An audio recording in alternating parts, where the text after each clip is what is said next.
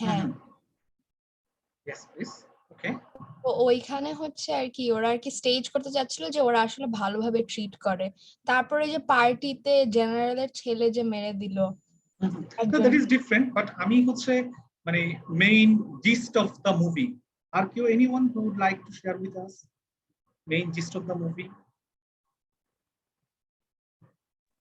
Sir এখানে ক্রুয়েলিটিটা বা হচ্ছে টর্চার যে হইতেছে, যে ফটোগ্রাফার ছিল সে এটা হচ্ছে ওয়ার্ল্ডের কাছে তুলে ধরতে চাইছিল, যে কারণে সে হচ্ছে মানে যে নেগেটিভ গুলো ছিল সে এনিহাউ ওগুলা সেভ করতে চাইছে।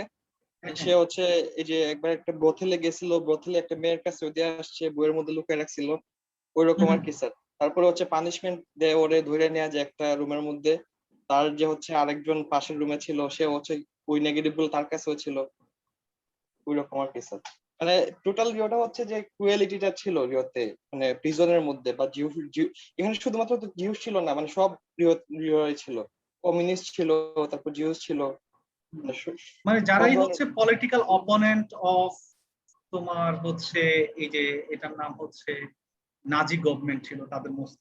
সো এটা হচ্ছে during the second world war. তোমরা জানো যে পৃথিবীর ইতিহাসে মানব জাতির প্রতি যে ভয়ঙ্কর ধরনের নিপীড়নের ঘটনাগুলো ঘটেছে, এটার সবচেয়ে ওর্স ফর্ম গুলো মানুষ প্রথমবারের মতো এত ভয়ানক ভাবে এটাকে প্রত্যক্ষ করেছে। ক্লিয়ার? এই মুভিটা আমি তোমাদেরকে জাস্ট দিলাম হচ্ছে মানে কি what kind of tortures they have committed তোমার হচ্ছে ইন কনসেন্ট্রেশন ক্যাম্প। যেমন তোমরা দেখেছো যে হচ্ছে ফার্স্টে ওদেরকে নিয়ে যাওয়ার পরে যারা জিউস ওদেরকে কিন্তু একদম আলাদা গ্যাটো করে ফেলতো। মানে কনসেন্ট্রেশন ক্যাম্পে জেলের মধ্যে তো অসংখ্য ঘর আছে, সকল ঘরের মানে জিউসদের জন্য একটা আলাদা ঘর রাখতো। মানে ওরা হচ্ছে সবচাইতে দাগি বন্দী। তোমরা দেখো না বাংলাদেশের কারাগারগুলো তো দেখো না যে হাই সিকিউরিটি, মানে জেলের মধ্যে তুমি দেখবে যে বন্দীদেরকে নানান ক্যাটাগরিতে ভাগ করে ফেলে। দেখো না তোমরা এটা দেখেছো? জি স্যার। আচ্ছা, এইটার নাম কি? অনেকেই আছে, আই ডোন্ট নো, যে not yet joint. Nisa, you may ask Mashaek and other of your friends, those who are interested, to join with us. Okay, অনেকেই হচ্ছে আর হচ্ছে I would expect that you will তোমার হচ্ছে switch on your cameras. তোমরা আমাকে last ক্লাসে বলেছো you have committed that you will switch on your cameras. Okay, যাই হোক, still I am taking the class with my one eye. আমরা হচ্ছে আমরা আজকে ডিসকাশন সেশনটা আমরা প্রথমে হচ্ছে মুভিটা নিয়ে আলাপ করব, টর্চার গুলো নিয়ে আলাপ করব, এটা কিভাবে how it turn into the question of human rights, এবং দেন হচ্ছে will talk about the article of Lynn Hunt. Okay, so please switch on your cameras. Okay, first of all যেটা হচ্ছে যে জিউসদেরকে তোমার হচ্ছে একটা আলাদা বন্দিশালার মধ্যে নিয়ে যেত। এবং তোমরা জানো যে পৃথিবীর ইতিহাসে এখনকার সময়ে আমরা যে মডার্ন মেডিসিনটা দেখি, দেখুন আমাদের শরীরে অসংখ্য মডার্ন মেডিসিন আমরা উই ক্যান ইজিলি এক্সপেরিমেন্ট। এটার একটা ক্রুড খুব বাজে একটা হিস্ট্রি আছে মডার্ন মেডিসিনের। মডার্ন মেডিসিনটা জার্মানরা ম্যাক্সিমাম তোমার হচ্ছে মডার্ন মেডিসিন তারা দ্বিতীয় বিশ্বযুদ্ধের সময় যারা বন্দী ছিল তাদের শরীরে ফুস করে করে এই জিনিসগুলো পরীক্ষা করেছে। দেখছো না তোমরা মুভির মধ্যে দেখেছো না অনেকগুলা, দেখছো না যে জিউস বন্দী কিরকম ভাবে ছিল। যে ফটোগ্রাফার সে অবশ্য জিউস ছিল না, সে স্প্যানিশ ছিল, ফটোগ্রাফার ছিল, ওই জন্য সেই অ্যাক্সেসটা পাইছে। জিউস হলে ওই অ্যাক্সেসটা পেত না। সো জিউসদেরকে আলাদা একটা ঘরের মধ্যে রাখতে এবং তাদের শরীরে নানান অ্যান্টিবায়োটিক টেস্ট করা হতো। খেয়াল করছো? Can you hear me? শোনা যাচ্ছে আমার কথা?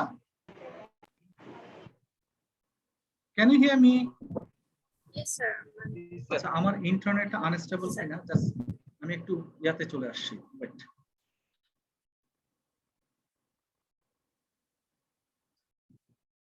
wait 1 second.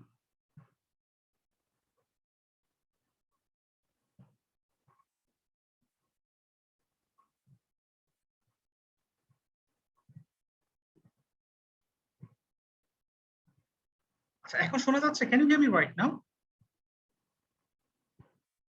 Yes, sir.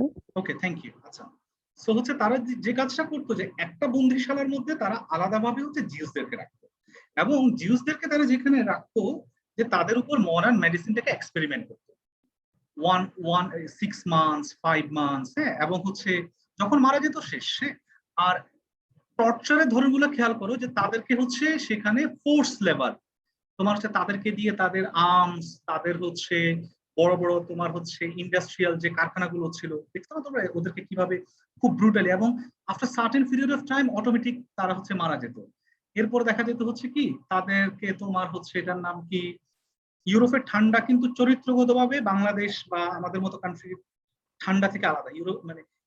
ইউরোপের ঠান্ডার মধ্যে তুমি যদি 1 ঘন্টা থাকো, দাঁড়ায় থাকো আর কি, একদম যখন খুবই প্রচন্ড শীত পড়ে তখন তোমার হাত পা সব বাঁকা হয়ে যাবে, মানে তুমি ঠান্ডায় বাঁকা হয়ে মারা যাবে। মানে ওখানকার ঠান্ডার পরিস্থিতি মাঝে মধ্যে খুব ভয়ঙ্কর।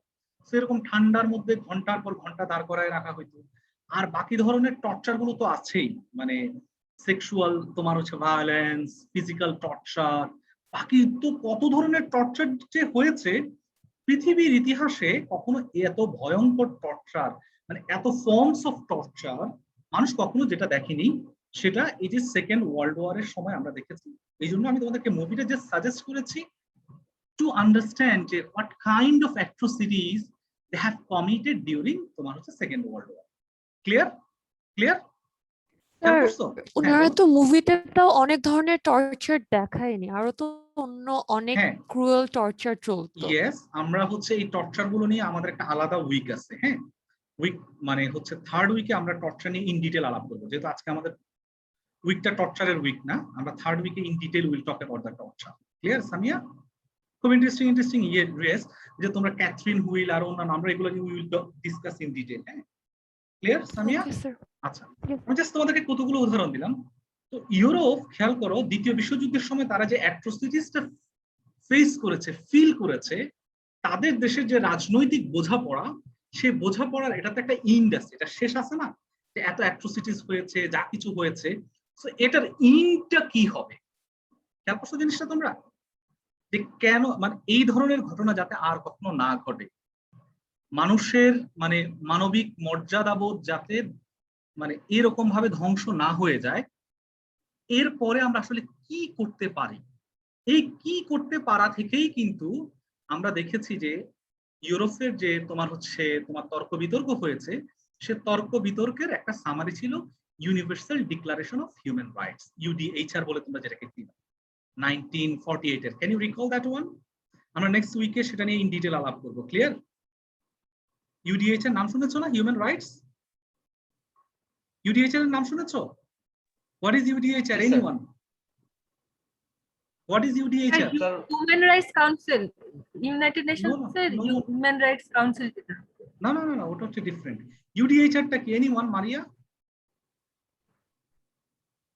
What is UDHR? Sir, UDHR. Sir, can you hear me? Yes, please. আমি শুনতে পাচ্ছি। হ্যাঁ বলো। Sir, UDHR একটা international document যেটা was adopted by United Nations, আর যেখানে human rights and freedom of all human beings এসব নিয়ে are discussed আর কি। Anyone else? Anyone else in detail? Anyone else? UDHR টা কি? আর এটা রিসেন্টলি রোহিঙ্গাদেরকে নিয়ে কাজ করছে। No. রাহা? Yes. হ্যাঁ বলো, কে? Universal declaration. হ্যাঁ বলো। স্যার সিফাত। হ্যাঁ বলো সিফাত, বলো। UDHR বলো। এটা হচ্ছে universal declaration of human rights. এটা একটা কনভেনশন যেটা হচ্ছে যতগুলো কান্ট্রি আছে বা স্টেট আছে তাদের জন্য ওপেন করা আছে র্যাটিফিকেশনের জন্য। তো কোন একটা স্টেট যদি মনে করে যে তার কান্ট্রির যারা এজেন্ট গুলো আছে, সাইট গুলো আছে, তাদের জন্য কিছু রাইটস বলবৎ করতে হবে দেশে, তখন তারা এগুলো থেকে নেয়। যেমন বাংলাদেশ যতগুলো ফান্ডামেন্টাল রাইটস আছে সবগুলো ইউডিএইচআর থেকে হায়ার করা। ইউডিএইচআর গুলো কি কি? ধরো আমাকে একটু উদাহরণ দাও। What are the UDHRs? তোমরা জানো যে 1948 সালে যখন আমরা দেখেছি একটা কমন প্ল্যাটফর্ম হয়েছে জাতিরাষ্ট্র যেটাকে আমরা বলছি, তারা কিছু রাইটস কে তারা বলছে যে এটা পৃথিবীর সকল নাগরিকের জন্য প্রযোজ্য। এরকম করে তারা 30টা রাইটস কে তারা লিপিবদ্ধ করেছে। নেক্সট উইকে উইল ডিসকাস ইন ডিটেইল এটা। হ্যাঁ, আমি তোমাদেরকে আবার বলছি, ফার্স্ট 2 উইক তোমাদের কাছে একটু রিপিটেটিভ মনে হবে অনেক জিনিস, যেহেতু আমি এখানে তোমরা try to remind that many of you are from anthropology and you don't have any ABCD on human rights. That is why I have intended to conduct 2 to 3 workshops on it.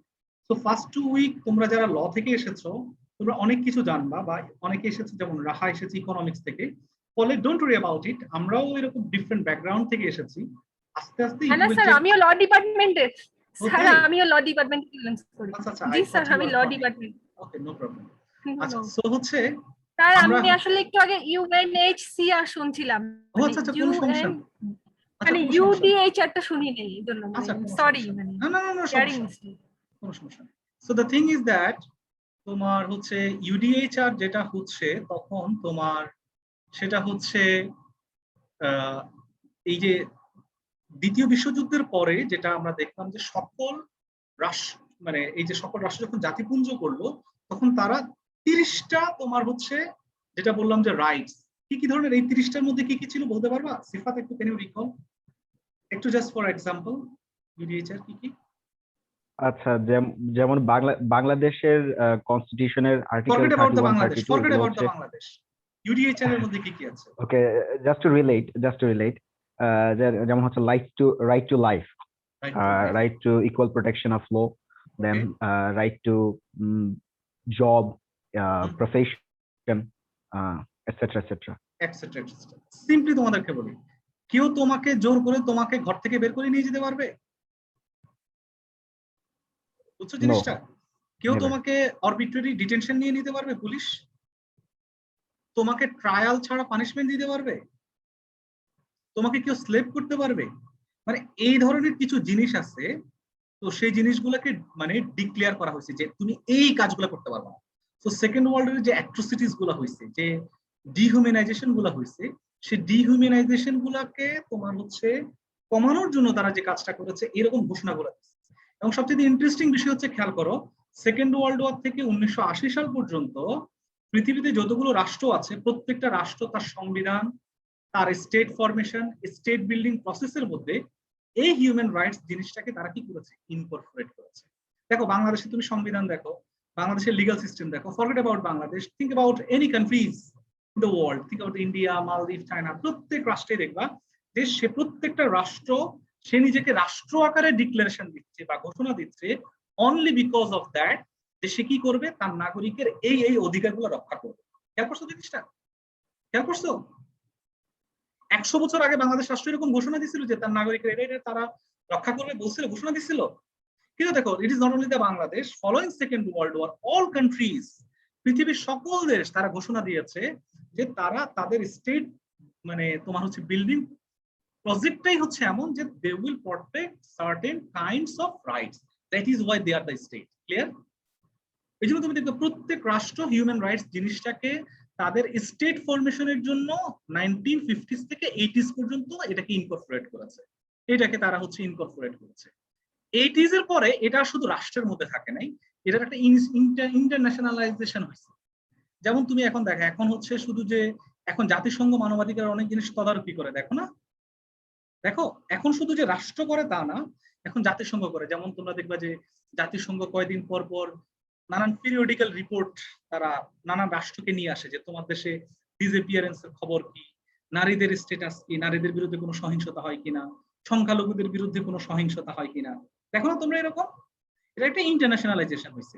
শুধু জাতিসংঘ না, তুমি খেয়াল করবা ইউরোপের প্রেক্ষাপটে ইউরোপিয়ানদের একটা আলাদা একটা কমিশন আছে, ইউরোপিয়ান তোমার হিউম্যান রাইটস কমিশন, শুনেছো? পুরো ইউরোপিয়ান রাষ্ট্রগুলোতে সেখানে ঠিকঠাক মতো হিউম্যান রাইটস গুলো ঠিকঠাক মতো দেখভাল করা হয় কিনা।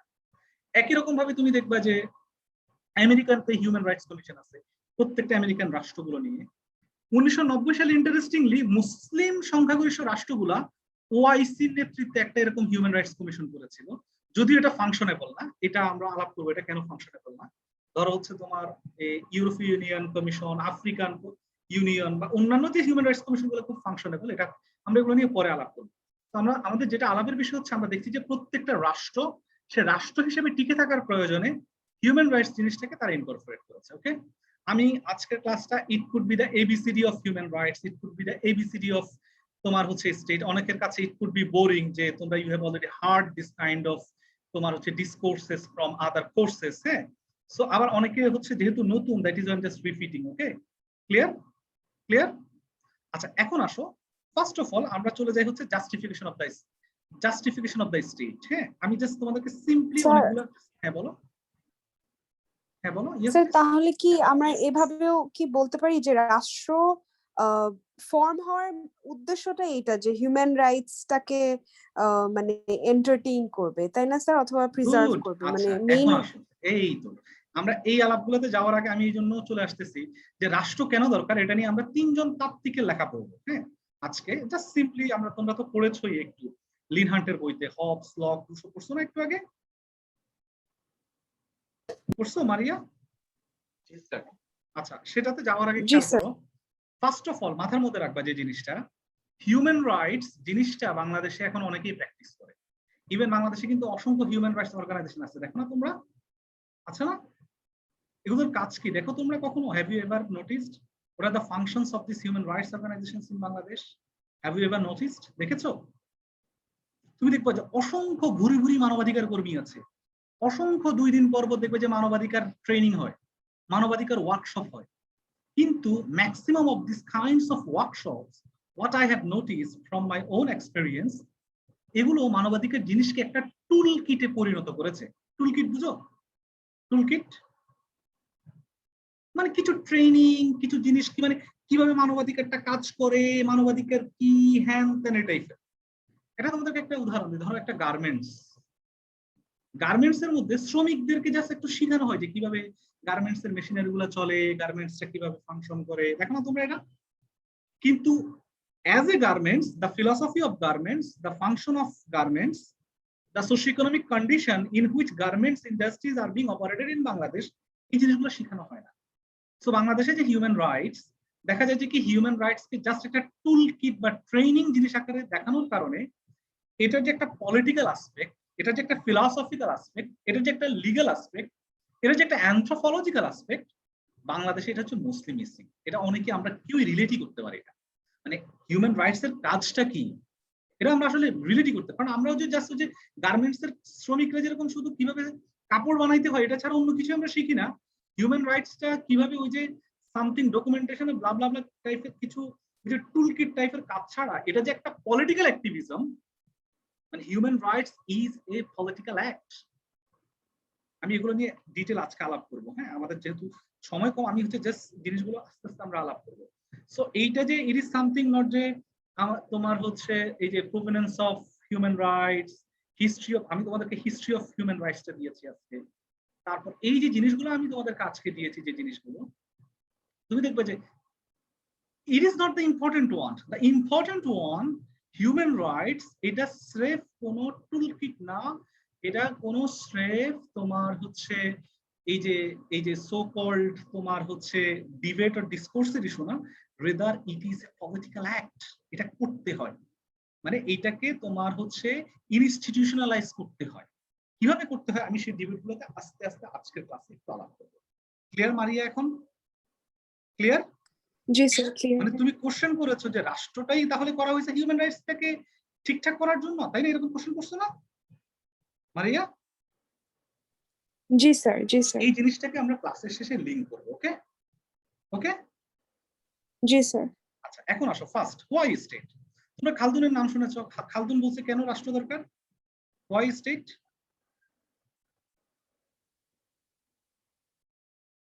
তোমরা স্ক্রিনটা দেখতে পাচ্ছ?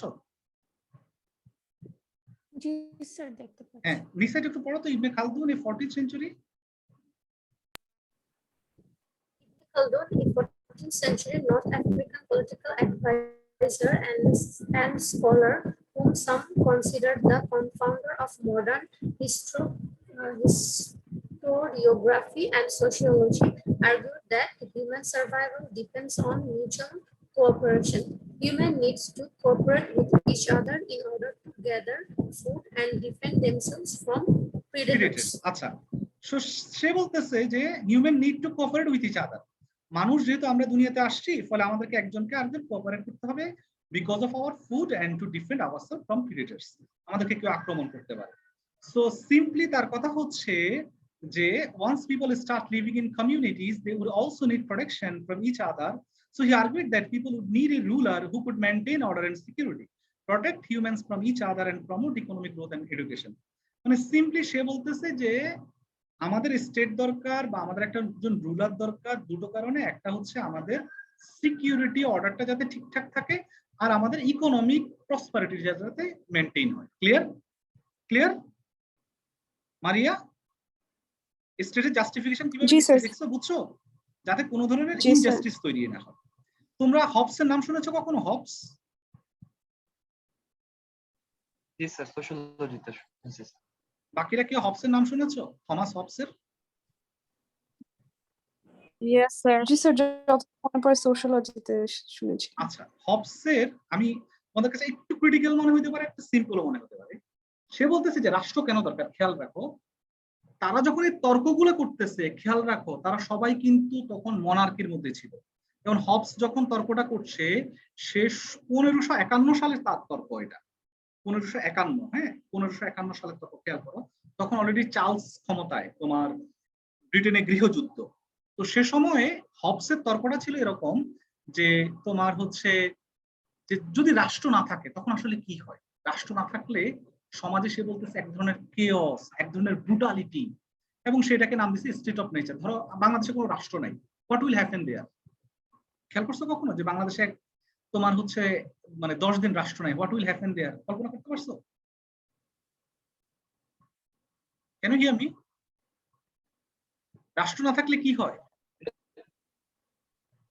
সিফাত, রাষ্ট্র না থাকলে কি হয়? এর যে সাবজেক্ট গুলো আছে তারা তখন নিজেদের ইন্টারেস্ট গুলোকে এন্টারটেইন করার জন্য দেখা যাবে একজন আরেকজনের সাথে হয়তো ব্রুটালিটিতে লিপ্ত হবে, সংঘর্ষে লিপ্ত হবে।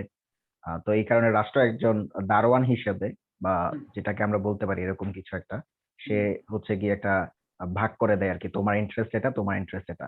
ওকে, Kinnori just read from here. Hobbes attributes conflict, Kinnori এই যে এখান থেকে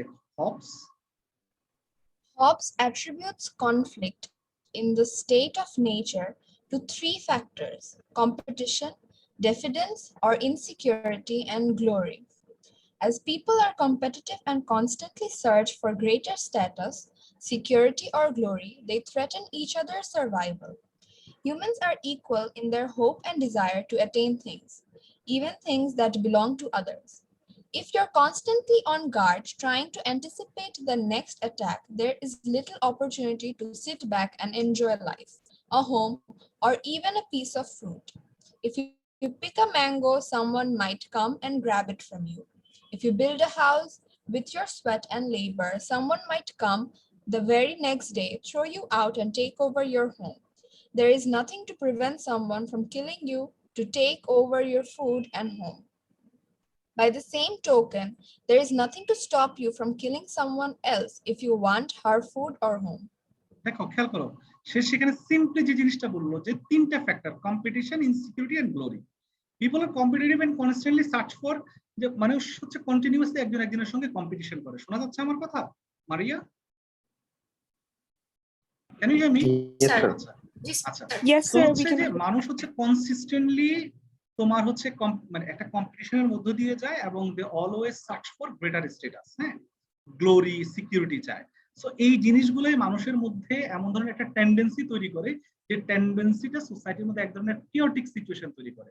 যে তখন এই যে সে যেটা ব্যাখ্যা করলো, তোমরা যেটা বললে যে একজন মানে এইটা সিচুয়েশনটাকে তিনি বলতেছেন যে war of all against all.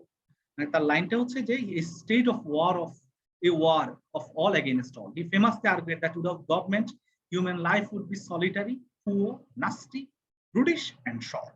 Clear? Clear? Clear? Yes, sir. এই জন্যই তিনি বলতেছেন যেহেতু কোনো সরকার না থাকা, কোনো রাষ্ট্র না থাকা মানেই হচ্ছে সেখানে খুব ভয়ঙ্কর অবস্থা হবে, এক ধরনের ব্রুটালিটি থাকবে। এই জিনিসটা যাতে না থাকে এই জন্যই this kind of condition push people to form a commonwealth or political community. এই কারণেই কিন্তু মানুষ এক ধরনের একটা সরকার গঠনের জন্য তারা আগ্রহী হয়ে উঠেছে। এবং হচ্ছে এই যে people, they will establish a political authority who would rule, maintain order and protect people from each other and external enemies. যাতে মানুষের মধ্যে মানুষের এই কম্পিটিশনটা থাকবে স্বাভাবিক, কিন্তু কম্পিটিশনটা করতে যায় এটা যাতে একটা ব্রুটালিটির পর্যায়ে না যায়, এই war of all against all না হয়ে যায়, সেই জিনিসটা স্টেটটা মেনটেন করে। ক্লিয়ার? ক্লিয়ার? নসীন? জি স্যার। নসীন ক্লিয়ার তুমি? Yes sir. আচ্ছা, বাট হবস যে কাজটা করছে, তিনি একটা জাস্টিফিকেশন অফ স্টেট দিতে যায় তিনি বললেন স্টেটটা কেমন হবে। তখন তিনি একটা বই লিখছে 1551 সালে, বইটার নাম হচ্ছে লেভিয়াথান। নাম শুনেছো তোমরা লেভিয়াথানের? নাম শুনেছো কেউ কখনো? No. Anyone? Mufid, have you heard the name of this book? No sir. আচ্ছা, লেভিয়াথান কে কেউ বলতে পারবা? শোয়েব?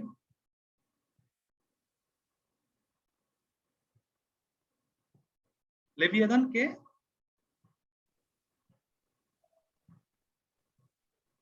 আমি আসলে বলতে চাচ্ছি না, কারণ আমি এমন একটা জায়গা থেকে জয়েন হইছি সেই জায়গায় খুব ভালোভাবে রেসপন্স করতে। আচ্ছা, নেক্সট ক্লাস থেকে please join with us. Anyone who is Leviathan? Sajjad? আচ্ছা, আমি বলবো স্যার। হ্যাঁ, ইয়েস প্লিজ, হু ইজ? হ্যাঁ, ইয়েস প্লিজ। লেভিয়াথান হচ্ছে একটা বইয়ের নাম, যেটা হচ্ছে প্রথমত হবস লিখেছে, এবং এইটাকে আমরা বলতে পারি এই কাইন্ড অফ দৈত্য, যেটা হচ্ছে মানে অল কম্প্রাইজিং সবকিছুকে, জি সবকিছুকে মানে স্টেটের যে মেকানিজম, সেটা হচ্ছে বেসিক্যালি লেভিয়াথান হিসেবে আমরা এখন চিত্রিত করি। যে স্টেট যেভাবে মানুষের ইন্ডিভিজুয়াল সবকিছুকে নিয়ন্ত্রণ করছে, ইটস কাইন্ড অফ দ্যাট। মানে স্টেট কিভাবে আসলে এর সাবজেক্ট গুলোকে নজরদারিতে রাখে, এইটা বোঝানোর জন্য বেসিক্যালি আমরা বলে থাকি। থ্যাংক ইউ সিফাত। জিনিসটা হচ্ছে সিম্পলি আমি তোমাদেরকে বলি, লেভিয়াথান হচ্ছে একজন মনস্টার। এই যে তোমরা বাইবেলে, তোমরা যারা মাইথোলজি পড়েছো, তোমরা দেখবা যে হচ্ছে তোমার এই লেভিয়াথান এমন একজন মনস্টার যে তার কাছে সর্বময় ক্ষমতা থাকে। তো হবস যেটা কল্পনা করেছেন যে মানুষ যেহেতু একটা কিওটিক সিচুয়েশনে থাকে, সে যে একটা রাষ্ট্র তৈরি করবে, সেই রাষ্ট্রের যিনি প্রধান হবেন তার কাছে সর্বময় ক্ষমতা থাকবে। ক্লিয়ার? ক্লিয়ার মুফিদ? লেভিয়াথানটাকে মানে সর্বময়। তোমরা এখন দেখো না, আমাদের বাংলাদেশকে আমরা কল্পনা করি না যে একজনকে কেন্দ্র করে পুরো রাষ্ট্র, মানে উনি যা চাইবেন মানে সবকিছু একজনই, মানে একজনকে কেন্দ্র করে একটা রাষ্ট্র। ক্লিয়ার? অ্যাবসলিউট পাওয়ার তার কাছে। ক্লিয়ার? মারিয়া বুঝেছো জিনিসটা? মারিয়া? জি স্যার, বুঝেছি। মানে ক্ষমতাটা থাকবে অ্যাবসলিউট একজনের কাছে। এটাই হচ্ছে লেভিয়াথানের কনসেপ্টটা। ক্লিয়ার? সবাই ক্লিয়ার? কিন্নরি? Yes sir. ক্লিয়ার? যে তখন তিনি বললেন যে একটা আমরা যে রাষ্ট্রটা চাই, এই রাষ্ট্রটা হবে, এটা হবে অ্যাবসলিউট পাওয়ার। কারণ এটা যদি অ্যাবসলিউট পাওয়ার না থাকে, তিনি বলতেছেন এখানে কিওটিক সিচুয়েশন তৈরি হবে, সেখানে আবার নানান ধরনের ঝামেলা তৈরি হবে। মনে রাখবা, হবস যখন এই জিনিসটা লিখছেন, হবস কিন্তু তখন তোমার হচ্ছে অলরেডি সেখানে একটা গৃহযুদ্ধ চলতেছে। ফলে তিনি সাধারণ জনগোষ্ঠী নিজেরা মিলে একটা ক্ষমতা তৈরি করবে, নিজেরা মিলে একটা সিভিল গভর্নমেন্ট তৈরি করবে, এই ধরনের বাস্তবিক কল্পনা তার মাথায় তখন কিন্তু আসে। ক্লিয়ার? ক্লিয়ার?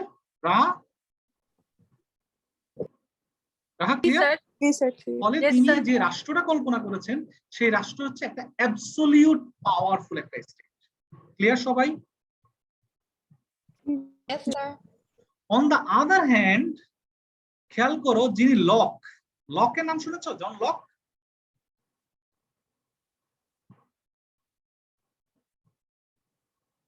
জন লকের নাম শুনেছো তোমরা? আচ্ছা, লক আবার একটু ডিফারেন্ট ওয়েতে ব্যাখ্যা করছেন। লক বলতেছেন যে হবস যেভাবে বলছে যে মানুষ মাত্রই খারাপ, মানে কোন সরকার বা রাষ্ট্র না থাকলে মানুষ পরস্পর সঙ্গে মারামারি ঝগড়াঝাটি করবে, সে অবশ্যই সেটাতে বিশ্বাস করে নাই। ক্লিয়ার? ক্লিয়ার? সে বলতেছে যে মানুষের ইনস্টিংক্ট মেকানিজম হচ্ছে, মানুষ খোদা প্রদত্ত এমন কিছু গুণ আছে, হ্যাঁ, যে মানুষ ন্যাচারালি যে একদম খারাপ জিনিসটা আসলে তা না, বরং মানুষ ন্যাচারালি হচ্ছে তারা rational and they are governed by the law of nature. Clear? Clear? বুঝছো জিনিসটা? জি sir.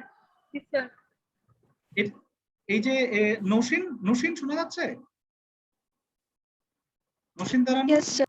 Can you read from here? Locke argued that the state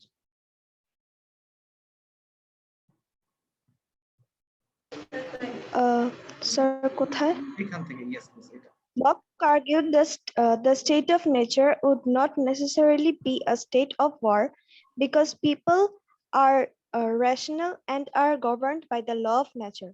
As God's creation, people have natural rights to life, liberty, and property, and the law of nature gives them the right to defend these rights and punish those who violate them.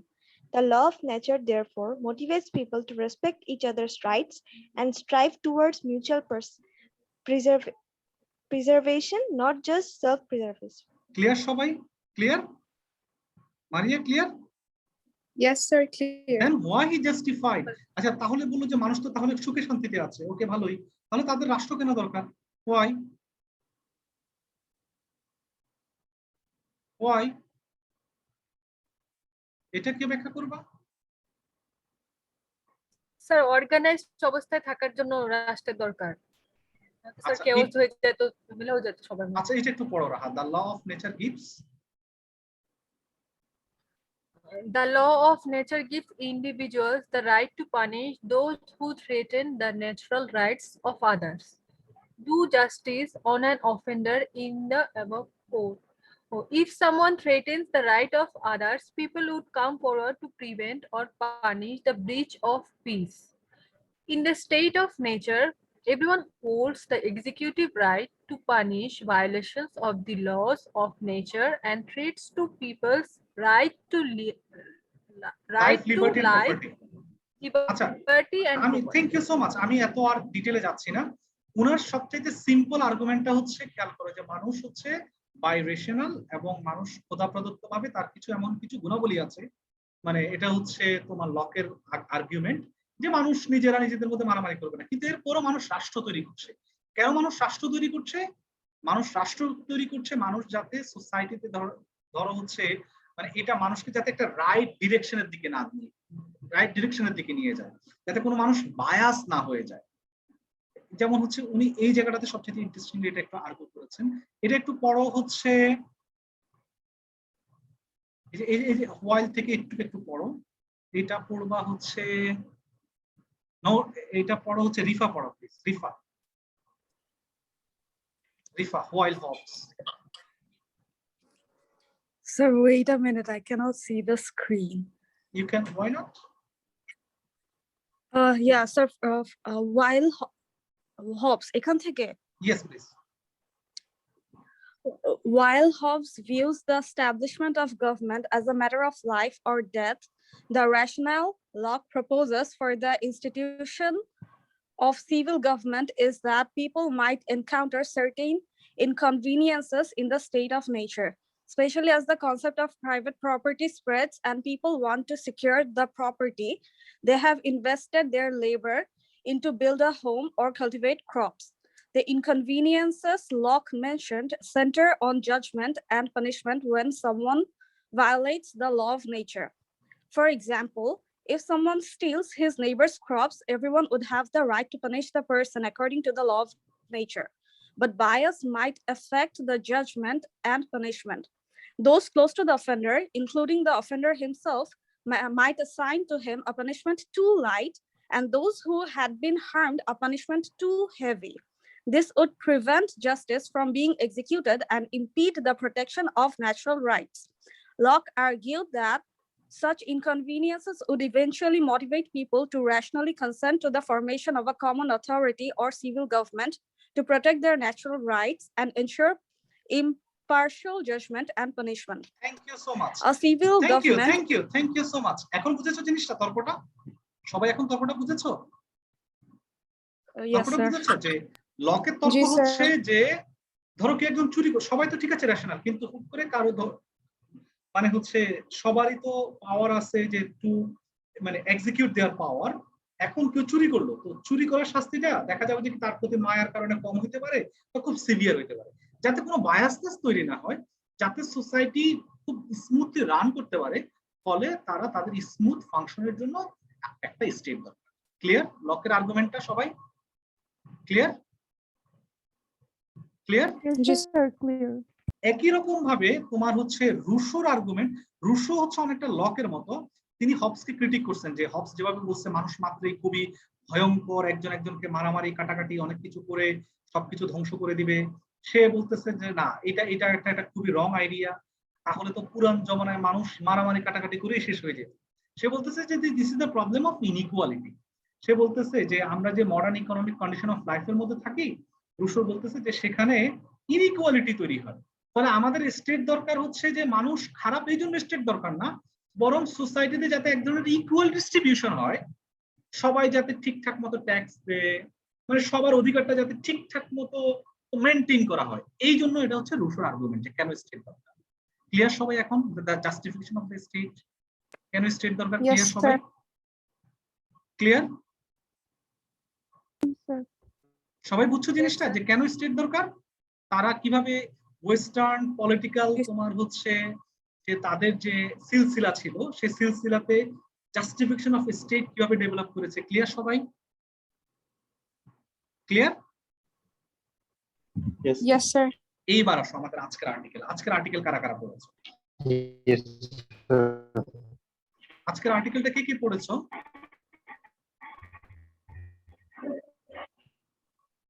পড়েছো সবাই আর্টিকেলটা? সাজ্জাদ? জি sir. হ্যাঁ, আর্টিকেলের main আর্গুমেন্টটা কি ছিল বলো? Sir এখানে প্রথমে হচ্ছে historic ব্যাকগ্রাউন্ডটা দেখানো হয়েছে, যে হচ্ছে ন্যাচারাল ল থেকে কিভাবে পজিটিভ লতে আসছে আর কি।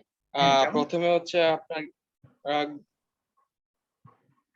যেমন স্যার আগে তো হচ্ছে প্রথমে তো হচ্ছে স্যার আগে সবকিছু তো গভর্ন হইতো ন্যাচারাল ল এর আন্ডারে। ন্যাচারাল ল মানে হচ্ছে ডিভাইন লটা, যে গড কিভাবে বলছে মানুষ কিভাবে চলবে।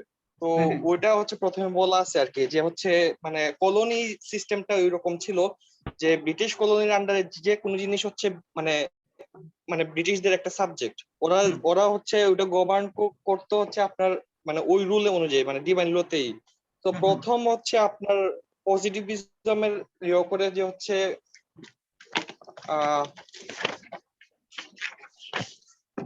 গ্রোশিয়াস, হুগো গ্রোশিয়াস হচ্ছে প্রথম পজিটিভিজমের যে হচ্ছে মানে father of modern international law বলা হয় যাকে আর কি। তো তিনি হচ্ছে প্রথম পজিটিভিজমটা আনছে, তারপরে আস্তে আস্তে আর কি বিভিন্ন স্টেট এগুলা অ্যাকসেপ্ট করা স্টার্ট করছে যে না মানে ডিভাইন লটাই সবকিছু না। তো তখন হচ্ছে তারা বিভিন্ন ডিক্লারেশনের মাধ্যমে মানে হচ্ছে নিজেদের খেয়াল করো, এটা খুবই ইন্টারেস্টিং ডিবেট। আমি তোমাদেরকে যে রাইটস এর ডিক্লারেশনটা কেন ইম্পর্টেন্ট, তোমরা এখানে দেখছো না যে ডিক্লারেশন, বিল, আরেকটা কি দেখলাম না, পিটিশন, এগুলোর মধ্যে পার্থক্যটা পড়েছো না? প্রথমে পড়েছো সবাই? মুফিদ আর্টিকেল পড়েছো? মুফিদ? ইয়েস স্যার, অল্প স্যার। স্যার আমি আজকে পেয়েছিলাম, তো আমি পুরোটা ঠিকভাবে আমি কিন্তু নেক্সট ক্লাসে প্রায়র রিডিং মানে আর্টিকেল না পড়ে ক্লাসে আসলে আমি কিন্তু নেক্সট ক্লাস থেকে অ্যালাউ করবো না, একদম আমি ক্লাসরুম থেকে ব্লক করে নেক্সট ক্লাস থেকে। এটা খুবই, আমি তোমাদেরকে বারবার বলছি, আমরা এটা খুবই অল্প সংখ্যক মানুষ, আমরা খুবই এটা একটা মানে it is a kind of, আমি তোমাদেরকে বারবার বলছি, do not take it as something tool kit. আমি যেটা তোমাদেরকে বারবার বলছি, ইট ইজ নট সামথিং যে পার্ট অফ যে আমি গ্রেডিং পাবো, বা এটা হচ্ছে it is something part of your life, যে তুমি you are student of law, you are student of anthropology. So তোমাকে এই জিনিসগুলো আমি তোমাদেরকে বারবার কেন বলছি যে এটা খুব ইম্পর্টেন্ট ওয়ান। তুমি যদি একটা সামগ্রিকভাবে হিউম্যান রাইটসটা বুঝতে চাও, তোমাকে প্রত্যেকটা আর্টিকেলের ডিবেট গুলো সম্পর্কে সচেতন থাকা উচিত, otherwise you can not track with us. আজকের পরে তুমি দেখবে নেক্সট ক্লাস আরেকটা আর্টিকেল আসবে, তখন তুমি কি ওটা পড়বা না এটা পড়বা? আর এখন অনলাইন সেমিস্টারে যে স্ট্রেস, অন্যান্য কোর্সে তো আরো বেশি স্ট্রেস, আর্টিকেল গুলো পড়ে ফেলবা, ম্যাক্সিমাম 2 আওয়ার্স লাগে, এর বেশি লাগার কথা না। আচ্ছা যাই হোক, খেয়াল করো, আগে মানুষ কি করতো, পিটিশন করতো রাজার কাছে, খেয়াল করছো জিনিসটা সাজ্জাদ? স্যার যে মানে হচ্ছে মানে ওদের এজেন্ট ভাবা হইতো আর কি, কাইন্ড অফ এজেন্ট, যে হচ্ছে গডের এজেন্ট বা হচ্ছে ওই ধরনের, যে উনি একমাত্র স্পিরিচুয়াল একজন মানুষ, যার হচ্ছে মানে বিচার করার মতো ক্ষমতা আছে, গড বা হচ্ছে মানে ইয়েতে পড়ছে আর কি স্যার, অন্যান্য ল করছে যে যা পড়ছে। হ্যাঁ বলো। আচ্ছা না আমি তোমাকে বলছি সাজ্জাদ বলো যে ডিক্লারেশন, বিল আর পিটিশনের মধ্যে পার্থক্যটা কি এখানে শুরুতেই বলা আছে।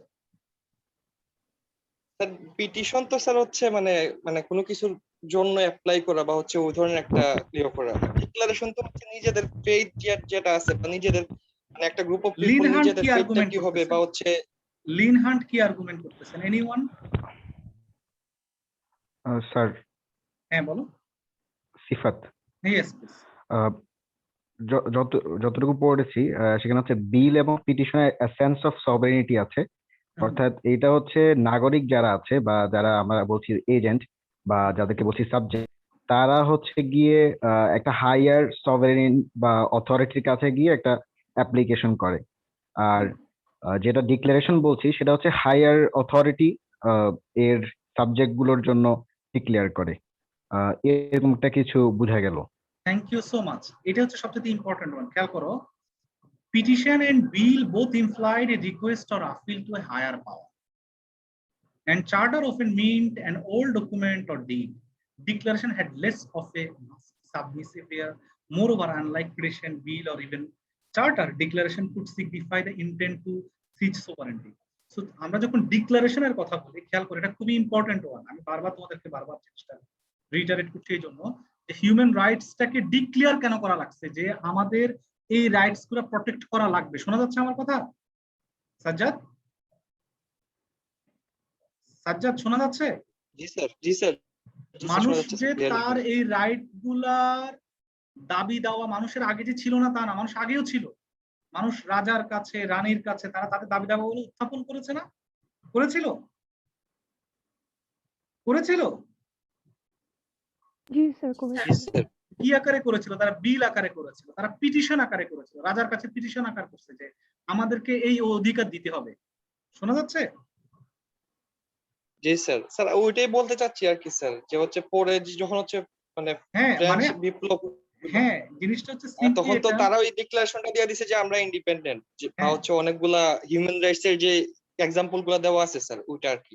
Thank you so much. এখন দেখো জিনিসটা, সো আমরা যখন দেখছি যে আগেও মানুষ রাজার কাছে, রাষ্ট্রের কাছে, তাদের ক্ষমতার কাছে তারা তাদের রাইটস গুলা, যে আমাকে অরবিট্রারি ডিটেনশনে নেওয়া যাবে না। এই যে যেমন তোমরা হেবিয়াস কর্পাসের নাম শুনছো না?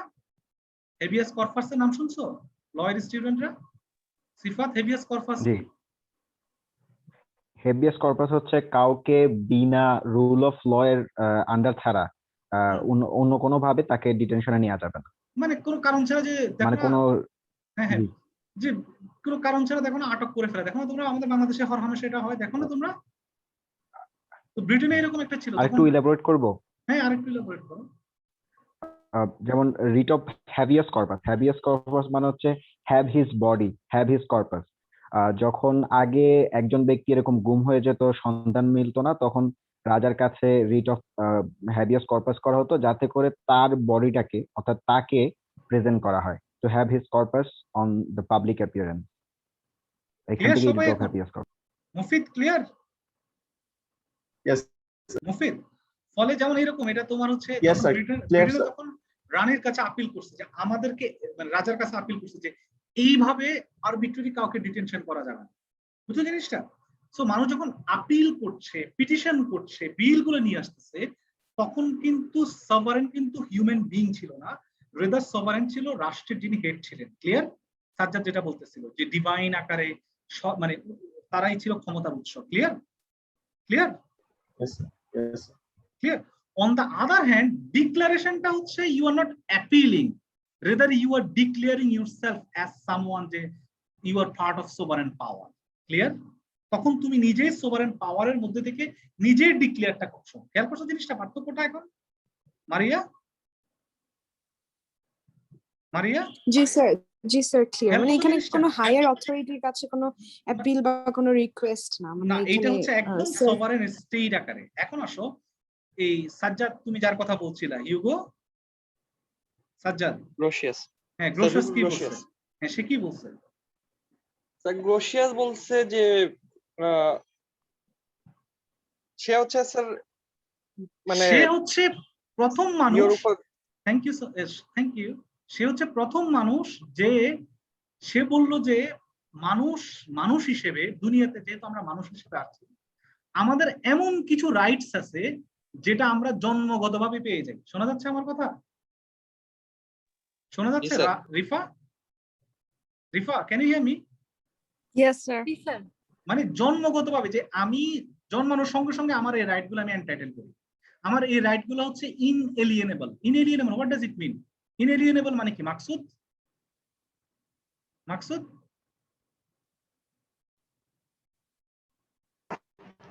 মনে করতে পারছি না। anyone, what is inalienable rights? So inalienable মানে sir no one can take away these rights from you. হ্যাঁ, such as the right to life, right to protection of property. such as যেমন ইনএলিয়েনেবল, যে তুমি জন্মানোর সঙ্গে সঙ্গে এমন কিছু রাইট আছে যে রাইটটা চাইলে পরেই তোমার থেকে কেউ কেড়ে নিতে পারবে না। ক্লিয়ার? What is ইনএলিয়েনেবল rights? সবাই বুঝেছো এখন? সিফাত, রাইট হ্যাঁ সিফাত, can you explore more what is inalienable rights? যেটা কিছুক্ষণ আগে একজন বলেছে ওরকমই, যেটাকে আর কোনোভাবে আপনি নিতে পারবেন না। আর জন্মগতভাবে একটা স্টেটে, তখন বর্তমান যেটা স্টেট আছে, স্টেটে জন্মগ্রহণ করার সাথে সাথে মানে স্টেটের আন্ডারে সে এই রাইটসটা পায়। আবার ধরেন এইটার আবার একটা নতুন কননোটেশন আছে, সেটা হচ্ছে ইউনিভার্সালি যেটা অ্যাপ্লিকেবল, মানে এনিওয়্যার কেউ একজন সিটিজেন না, বাট এনিওয়্যার কেউ একজন জন্মগ্রহণ করেছে, he should also have some rights. এটা আবার একটা মানে প্লুরালিস্টিক ভিউ, ইউনিভার্সাল ভিউ। ওকে, সো এই যে তিনি যে জিনিসটা যখন প্রথম লিখলেন গ্রোসিয়াস, এটা এত বেশি পরিমাণে এটা চারদিকে ছড়াই গেছে, কারণ তখন তো ইউরোপের লেখালেখিগুলা খেয়াল রাখবা যে পৃথিবীতে জগৎ চেঞ্জ হয়, কিন্তু লেখালেখির একটা ইম্পর্টেন্ট, যে ইউরোপে তোমরা কি মনে করো যে এই সমস্ত হিউম্যান রাইটস বা এই জিনিসগুলা এগুলাকে আসমান থেকে অটোমেটিক সেখানে নাজিল হয়ে গেছে? Do you think like this? সেখানে কিন্তু নাজিল হয়নি। তারা কিন্তু প্রচন্ড লড়াই সংগ্রাম ইতিহাসের মধ্য দিয়ে তাদেরকে যাওয়া লাগছে, এবং যত তর্ক বিতর্ক হয়েছে, তর্ক বিতর্ক গুলোই কিন্তু তাদের এই আজকের আইন, তাদের এই লড়াই, এই জিনিসগুলোকে শেপ করেছে। এই জন্য দেখবে যেখানে কোনো আইন চেঞ্জ হয়, কোনো ইস্যু চেঞ্জ হয়, it is only because of তোমার হচ্ছে তর্ক বিতর্ক। মানুষ চুপ থাকলে কখনো এগুলো তর্ক বিতর্ক এগুলো হবে না, চেঞ্জও হবে। তো এই যে শেষ ফর দ্য ফার্স্ট টাইম সে যখন লিখলো যে মানুষ জন্মগতভাবে এমন কিছু অধিকার পায় যেটা তুমি চাইলে পরে তার থেকে কাইরা নিতে পারবে না। ইউ ক্যান নট যে এনক্রচ দোজ তোমার হচ্ছে রাইটস। তুমি জন্মগতভাবে যেমন কি কি অধিকার পাও, একটু এনিওয়ান ক্যান এক্সপ্লেইন? যে যেমন তোমার জন্মগতভাবে তুমি জন্মানোর সঙ্গে সঙ্গে তোমার হচ্ছে রাইট টু লাইফ, তোমার জীবন কেউ কেড়ে নিতে পারবে, এটা তুমি জন্মগতভাবে অধিকারটা পেয়েছো। তোমার হচ্ছে রাইট টু ডিগনিটি, তাই না? তারপর হচ্ছে এই যে তোমার রাইট টু, এই যে তোমার যে নিজের প্রপার্টি থাকে, তোমার এমন কিছু রাইটস আছে তুমি জন্মানোর সঙ্গে সঙ্গে এই রাইটটা কেউ তোমার থেকে তোমার হচ্ছে কেড়ে নিতে পারবে না। Clear? Clear Maksud? What is inalienable rights? Clear? Maksud? Clear? Yes sir. আচ্ছা, এখন আসো সে সময় তোমরা জানো ফর দ্য ফার্স্ট টাইম আমেরিকার যারা হচ্ছে ব্রিটিশ নাগরিক ছিল, তারা এই লেখালেখিগুলা কোনো না কোনো ভাবে, তখন তো আরো শুধু উনি না, মানে তখন তারপরে হচ্ছে সিরিজ অফ তোমার হচ্ছে lawyer, series of university teachers, they started to write about the rights. তো তখন তারা যখন রাইটস গুলো লিখতেছিল, খেয়াল রাখো তাদের লেখালেখিগুলোর কিন্তু অসংখ্য শর্টকামিং আছে। ইভেন তোমরা দেখো আমেরিকার ডিক্লারেশন অফ হিউম্যান রাইটস করেছে, ফ্রান্স এই যে declaration of the rights of man and citizen, নাম শুনেছো না তোমরা? ফ্রান্সের নাম শুনেছো? Declaration of the rights of man and citizen পড়েছো না আজকের আর্টিকেলটাতে? তারা অনেক ডিক্লারেশন দিয়েছে, কিন্তু তারা এই ডিক্লারেশন গুলো দিল, তাদের কলোনিতে কি তারা এই ডিক্লারেশন গুলো ফাংশনেবল রাখছিল? রাখছিল? তাদের কলোনিতে কি এই ডিক্লারেশন গুলো কি ফাংশনেবল ছিল? না স্যার, ছিল না। ফলে অসংখ্য শর্টকামিংস ছিল। ফলে খেয়াল করো এই শর্টকামিংস গুলো সবগুলো at the end second world war এর পরে এটা কিন্তু ফিল আপ হচ্ছে। ফলে তুমি দেখবে যে তাদের লেখার মধ্যে অনেক ইনকনসিস্টেন্সি পাবা, অনেক অ্যাম্বিগুইটি পাবা, যে তারা একই সঙ্গে দেখা যাচ্ছে যে কি ফ্রান্সে নিজেদের অধিকারের জন্য তারা লড়াই করছে, আবার হাইতিতে যাদেরকে কলোনি করছে বলতেছে না ওদেরকে সাপ্রেস করে রাখতে হবে। এই ধরনের অসংখ্য, ইভেন আমেরিকাতে তুমি নানান ডিফারেন্ট ইয়া পাবা। কিন্তু দিন শেষে মাথার মধ্যে রাখবা এই তর্ক বিতর্কগুলোই কিন্তু রাইটস এর ধারটাকে উন্মোচন করেছে। এখন আসো কিভাবে উন্মোচন করেছে, যেটা আমরা অলরেডি বললাম যে গ্রোসিয়াস যখন এই লেখাটা লিখলো যে মানুষ জন্মগতভাবে এমন কিছু রাইট পায় যেটা পৃথিবীর সকল মানুষের ক্ষেত্রে প্রযোজ্য।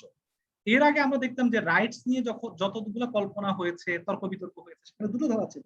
একটা হচ্ছে পার্টিকুলারিস্ট রাইটস। পার্টিকুলারিস্টিক মানে হচ্ছে যে সুনির্দিষ্ট কিছু নাগরিকের জন্য, যেমন ব্রিটেনের যে রাইটস এর যে যতগুলা ধারা উপধারা আছে এটা কাদের জন্য প্রযোজ্য হবে? যারা তার নাগরিক হবে। এবং কারা তার নাগরিক? যারা তার কলোনির সাবজেক্ট না, তারা তার নাগরিক না। বুঝছো জিনিসটা মারিয়া? জি স্যার। মানে যেমন হচ্ছে আমরা হচ্ছে ব্রিটিশ যখন কলোনিতে ছিলাম, আমরা যেহেতু ব্রিটিশদের কলোনির আন্ডারে ছিলাম, আমরা কিন্তু at that moment we are not treated as something as citizen. Clear? Clear? ফলে রাইটস বলে তাদের যা কিছু লিগ্যাল মেকানিজম ডেভেলপ করেছে, এইটা আমাদের জন্য প্রযোজ্য ছিল না। ক্লিয়ার?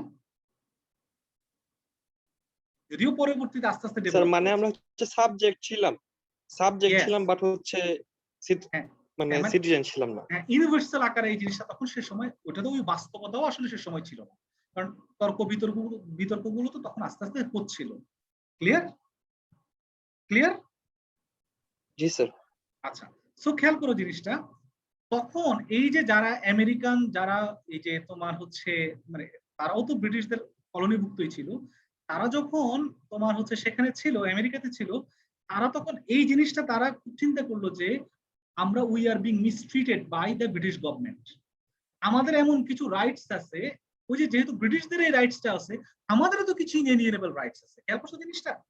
ফলে তাদের সঙ্গে যখন তাদের দীর্ঘ লড়াই হচ্ছে অন সেভারাল ইস্যুস, তখন তারা চিন্তা করলো নো, উই আর বিং তোমার হচ্ছে যেটাকে আমরা বলবো যে আমরা খুব মানে যেটাকে মেলট্রিটেড, যেটাকে আমরা বলতেছি আর কি, হ্যাঁ, যে আমরা ঠিকঠাক মতো আমরা ট্রিটমেন্টটা পাচ্ছি না।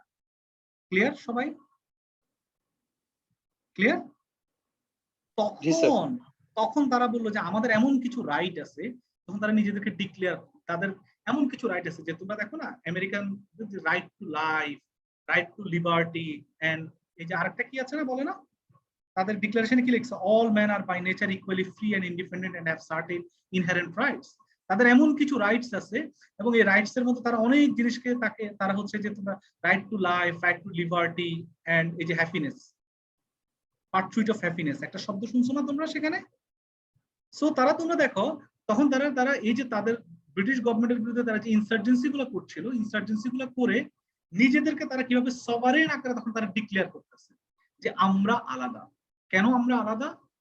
কারণ আমাদের এমন কিছু রাইট আছে হুইচ ইজ বিং তোমার হচ্ছে malpractice by the British government, and we should protect our মানে rights, this kind of rights. আর এই রাইটস গুলো কি কি? আমাদের রাইট টু লাইফ আছে, রাইট টু লিবার্টি আছে, এই যে right to have property, right to practice the religion, right মানে তাই না, আমাদের ফ্রিডম অফ প্রেস আছে, freedom of opinion, freedom of blah blah blah. তখন তারা যে সার্টেন কাইন্ড অফ রাইটটাকে তারা ডিক্লেয়ার করছে যে এই জিনিসগুলোকে আমাদের আছে, এই জন্য আমরা আলাদা, এই জন্য তারা এটাকে ডিক্লেয়ার করছে। ক্লিয়ার? ক্লিয়ার মুফিদুল এখন? Yes sir. একই রকম ভাবে তুমি দেখো বাংলাদেশে যখন মুক্তিযুদ্ধ হচ্ছে, স্বাধীনতার ঘোষণাপত্র দেখো না তোমরা, একটা শুনেছো কখনো? Have you ever notice? স্বাধীনতার ঘোষণাপত্রটা বাংলাদেশে দেখেছো যে কেন আমরা পাকিস্তানিদের থেকে আলাদা হচ্ছি? খেয়াল করছো জিনিসটা? দেখেছো? এটা পড়েছো কখনো? তোমরা দেখবা যে বাংলাদেশে যখন 26শে মার্চ, বাংলাদেশে তো একটা তর্ক বিতর্ক, স্বাধীনতার ঘোষককে, এগুলো তো খুব মানে খুব কি বলবো শ্যালো তর্ক। মূল তর্কটা হচ্ছে 10ই এপ্রিলে যখন জাস্টিফিকেশন করা হচ্ছে যে কেন আমরা পাকিস্তান গভর্নমেন্ট থেকে আলাদা হতে চাচ্ছি, কি চাচ্ছি, কি এমন জিনিস যে আমাদের রাইট টু, আমাদের যে সাম্য, মানবিক মর্যাদা, ইনসাফ, দেখো না বলে না যে আমরা এই জিনিসগুলো, আমরা উই আর বিং ডেপ্রাইভড, আমাদের এই জিনিসগুলো হচ্ছে, so we need to ensure this kind of thing. Clear? Clear? Yes sir.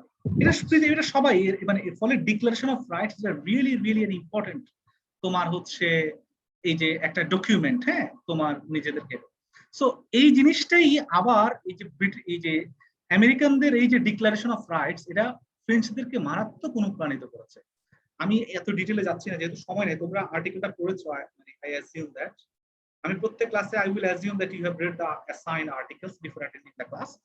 ফ্রান্সেও same তোমার আমেরিকান ডিক্লারেশনটাকে তারা হচ্ছে এত বেশি অনুপ্রাণিত হয়েছে, কিছু কিছু মানে এটার বিরোধিতা করেছে এডমন্ড বার্কার সহ কয়েকজন, কিন্তু যেটা মানে ফাইনালি যেটা হয়েছে, তারাও একই রকম ভাবে সেটার আদলেই তারা তোমার হচ্ছে সেখানে এই যে রাইট, মানে এই যে declaration of the rights of man নামে একটা প্রোক্লেমেশন দিয়েছে।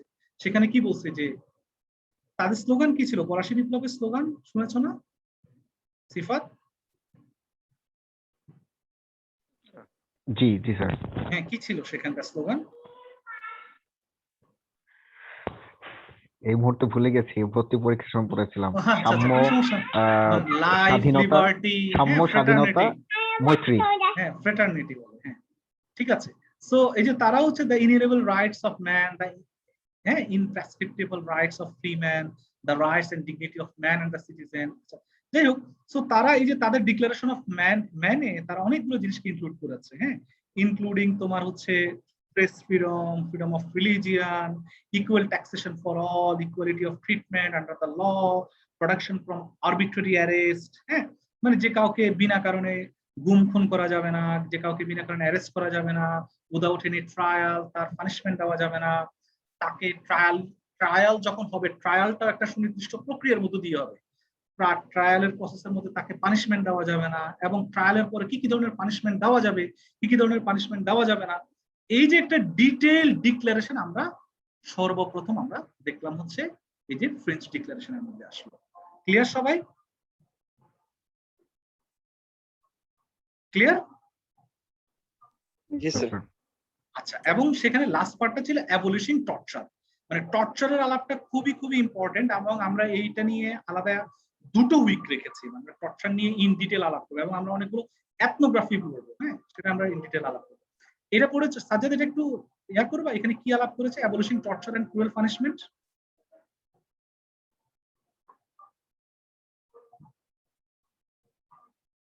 হ্যাঁ বলো সাজ্জাদ। ওটা আসতেছে না একটা মোবাইলে স্যার, মোবাইলে আসতেছে না, সমস্যা হচ্ছে। Anyone who have read the article abolishing torture and cruel punishment, এখানে কি কি আলাপ করেছে মারিয়া?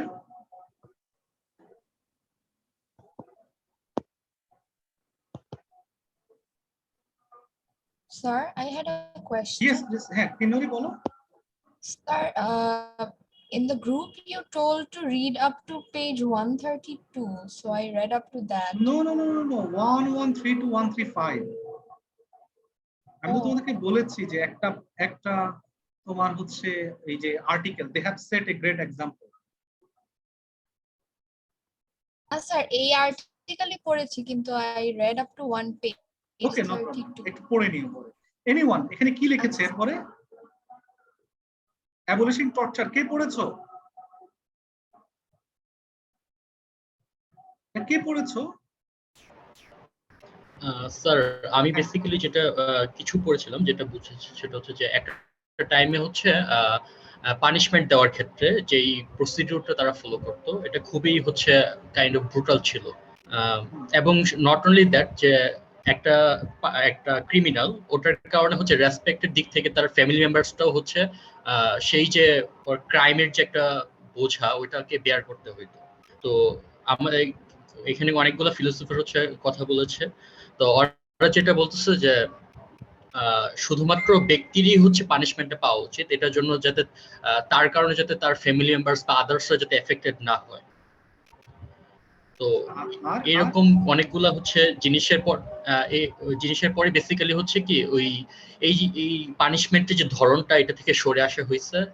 নট অনলি দিস, যে অনেক সময় দেখা গেছে যে যেমন হচ্ছে অনেক দূরে লাইক অনেক একটা অচেনা দ্বীপে স্ট্যান্ড করে দিত, হ্যাঁ এইগুলো করে দিত। এইগুলোর কারণে দেখা গেছে যে অনেক সময় যে বেসিক্যালি পানিশমেন্টের তো একটা মোটিভ আছে, যেটা হচ্ছে কি সোসাইটিতে হচ্ছে পিস এন্ড মানে সবকিছু মেনটেন করা।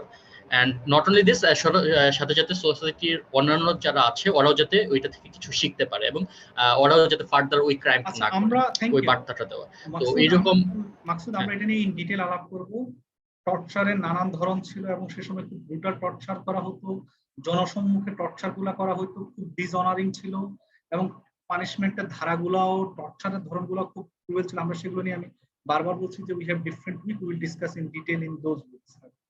যাই হোক, তো টর্চারকে তারা মূলত তখন তোমার হচ্ছে একটা সিস্টেমেটিক পদ্ধতির মধ্যে নিয়ে আসছে। হ্যাঁ, যে তারা টর্চারকে ভাগ করছে কর্পোরাল পানিশমেন্ট আর হচ্ছে ডিসঅনারিং পানিশমেন্ট। যদিও সকল পানিশমেন্টই কাইন্ড অফ ডিসঅনার, কিন্তু তারা তখন জিনিসটাকে সেখানে অনেক ধরনের সেন্সিবিলিটি ডেভেলপ করেছে ইউরোপে, যে কি কি ধরনের টর্চার দেওয়া যাবে না যাবে, কেন আবার এই ধরনের সেন্সিবিলিটি তৈরি হয়েছে।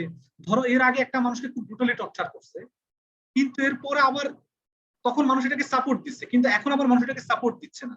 তো মানুষের মেন্টালিটির কি এমন পরিবর্তন হয়েছে, কি এমন বাস্তবতা তৈরি হয়েছে যে মানুষ এই জিনিসগুলা মানুষের মধ্যে চেঞ্জ হয়েছে। আমরা এগুলো নিয়ে পরে ইন ডিটেল আলাপ করবো। বাট যেটা হচ্ছে যে তখন এই যে যখন এই ডিক্লারেশন গুলো তারা দিচ্ছে, তারা শুধু মানুষের কিছু অধিকারেরই তারা ঘোষণা করেনি, বরং একই সঙ্গে মানুষের মর্যাদা যাতে কোনোভাবে ক্ষুণ্ণ না হয়। এবং তারা যেটা বারবার বলছে যে মানুষ এমন কিছু খোদা মানে তার এমন কিছু ন্যাচারাল রাইটস আছে যে এটা কেউ কায়রা নিতে পারবে না, নো ওয়ান ক্যান নট যে এনক্রচ this one.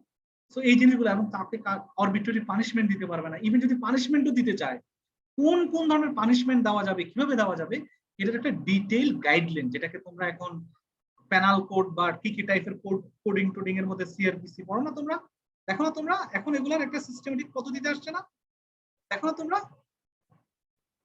Can you hear me? Yes sir. বুঝছো, একটা পদ্ধতির মধ্যে আসছে। এই পদ্ধতির মধ্যে তারা এই একটা এক্সাম্পল সেট করেছে। লিনহান্ট এটাকেই বলছেন যে they have set a great example in declaring rights. এখন আসো, তাহলে তুমি বলতে পারো যে 1790 সালে 1776 সালে এত ডিক্লারেশন এত কিছু হইলো, তাহলে দ্বিতীয় বিশ্বযুদ্ধের সময় এত ব্রুটালিটি কেন হলো? খেয়াল করছো জিনিসটা? তোমরা? জি স্যার। তাই না? এই জিনিসটা নিয়েই হচ্ছে সবথেকে বড় ইম্পর্টেন্ট কাজ।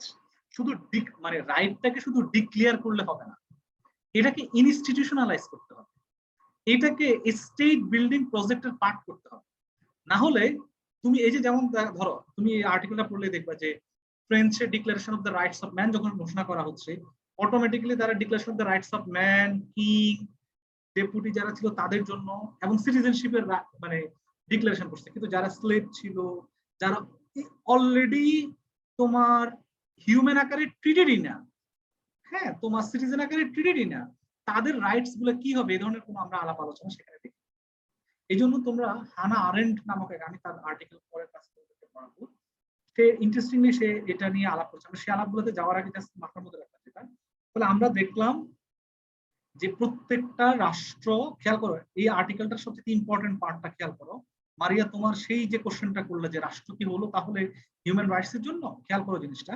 ফলে আমরা দেখলাম যে সব জায়গায় সবাই তর্ক বিতর্ক করছে যে দে আর বিং তোমার হচ্ছে মেলট্রিটেড, বাজেভাবে তারা ট্রিটেড হচ্ছে। ফলে তারা যদি একজন মানবিক মানুষ হিসেবে টিকে থাকতে চায়, কেউ যদি being human with respect, honor and dignity, with their inalienable rights, তখন তারা বললো যে আমাদের সার্টেন কাইন্ড অফ অ্যারেঞ্জমেন্ট থাকতে হবে, আমাদের একটা রাষ্ট্র থাকতে হবে এবং এই রাষ্ট্র it should protect our rights. Clear? The essence of declaration of rights clear? Clear Maria? Can you hear me? শোনা যাচ্ছে আমার কথা? স্যার চ্যাট বক্সে লিখেছেন উনি। আচ্ছা, শোনা যাচ্ছে আমার কথা? সবাই শুনছো? জি স্যার। আচ্ছা, এখন আসো মানে মূল টুইস্টের জায়গাটা আসো, আমি তোমাদেরকে 10 মিনিটের মধ্যে আমরা শেষ করে ফেলবো। মূল টুইস্টের জায়গাটা হচ্ছে, খেয়াল করো, তখন আমরা বললাম যে আসো আমাদের এই রাইটসটা আমরা ডিক্লেয়ার করলাম যে আমাদের রাইটস, ওকে, আমাদের এই রাইটস গুলো আছে। তাহলে আমাদের এই রাইটস গুলা কে, who will look after this rights? আমাদের রাইটস গুলা কে দেখবে মারিয়া? আমরা বললাম যে আমাদেরকে কেউ আরবিট্রারি ডিটেনশন নিতে পারবে না, একটা ফেয়ার ট্রায়ালের মধ্যে দিয়ে যেতে হবে, আমাদের কেউ স্লেভ বানাইতে পারবে না, আমার বিরুদ্ধে কোনো ইনইকুয়াল তোমার হচ্ছে পলিসি তৈরি করতে পারবে না, আমাকে কেউ আরবিট্রারি ডিটেনশনে নিতে পারবে না, ফলে আমাকে এই জিনিসগুলো করতে পারবে না। এখন এই যে করতে পারবে না, এটা who will look after this one? কে এটা দেখভাল করবে? কে? কিন্নরি? আমাকে যে আমার ধরো আমার government no Sir, may I? Yes, please. From a legal perspective, এটা হচ্ছে কোর্ট, জাস্টিস সিস্টেম। আমি জানি না যে ওটাকে অন্য পার্সপেক্টিভে কিভাবে দেখা যাবে, বাট মারবারি ভার্সেস ম্যারিস সিম্পলি হচ্ছে, আমরা যদি বলি যে সিম্পলি হচ্ছে রাষ্ট্র, যে আমরা রাষ্ট্রটা, এই যে আমরা কেন জাস্টিফিকেশনটাতে আসলাম, যে আমি যে ডিক্লেয়ার করছি যে ধরো আমি একটা বাড়ি বানাইছি, আমার বাড়িটা কেউ দখল করে নিয়ে যেতে পারবে না, বুঝছো মুফিদ? Yes sir. তোমাকে কেউ চাইলে পরে তোমার হাতটা কেটে দিতে পারবে না, ঝগড়া হয়েছে, বুঝছো জিনিসটা? তোমাকে কেউ তোমার হচ্ছে সেক্সুয়ালি অ্যাসল্ট করতে পারবে না, বুঝছো? তোমার তো একটা তোমার হচ্ছে right two body, right to life, তাই না? তোমাকে কেউ এইটা মানে তুমি নাগরিক হিসেবে তোমার এমন কিছু রাইট আছে যেটা তুমি ডিক্লেয়ার করছো এবং no one can not violate this law. Clear? এই যে যাতে ভায়োলেট না হয় এই জিনিসটা এনশিওর করবে কে? রাষ্ট্র করবে। ক্লিয়ার? ক্লিয়ার? বুঝছো জিনিসটা? জাস্ট স্টেট আর হিউম্যান রাইটস কিভাবে মিলে যাচ্ছে, বুঝছো জিনিসটা? Yes, sir. শুনছো? সবাই শুনছো? রাহা বুঝছো জিনিসটা? ফলে সারা দুনিয়াতে তখন জাতিসংঘ বললো যে এই যে অ্যাট্রোসিটিস গুলো সেকেন্ড ওয়ার্ল্ড ওয়ারে হয়েছে, এটা হয়েছে কারণ আমরা সবাইকে নাগরিক আকারে কল্পনা করি নাই, সবাইকে আমরা এই যে universal declaration of human rights আমরা বিশ্বাস করি। সকল মানুষের তার মানে ধর্ম, বর্ণ, গোত্র, লিঙ্গ নির্বিশেষে তার এমন কিছু রাইটস আছে যে রাইটসটা আরেকজন ভায়োলেট করতে পারবে না। ফলে এই ভায়োলেশনটা যাতে না হয় এটা যেহেতু আমরা এটা ডিক্লেয়ার করলাম যে এটা কেউই দুনিয়ার কোথাও কেউই কারো রাইটস কেউ ভায়োলেট করতে পারবে না, আর এটা যাতে ভায়োলেট না হয় এটা দেখভাল করবে কে? রাষ্ট্র। ক্লিয়ার? ক্লিয়ার? Yes, sir. এই তো এবার আসো এখানে প্যাচ লাগলো। প্যাচ লাগলো হচ্ছে ধরো হচ্ছে আমি রোহিঙ্গা। খেয়াল করছো জিনিসটা? Maksud Maksud Maksud can you hear me? Maksud can you hear me? Yeah, I can hear you. আচ্ছা, ধরো আমি রোহিঙ্গা। এখন আমি তো মায়ানমারে আমাকে থাকতেই দিল না, আমি বাংলাদেশে আসছি। এখন আমার হচ্ছে আমার টাকা পয়সাগুলো চুরি হয়ে গেছে, আমি কার কাছে আমার রাইটসটা ক্লেম করব? কার কাছে ক্লেম করব?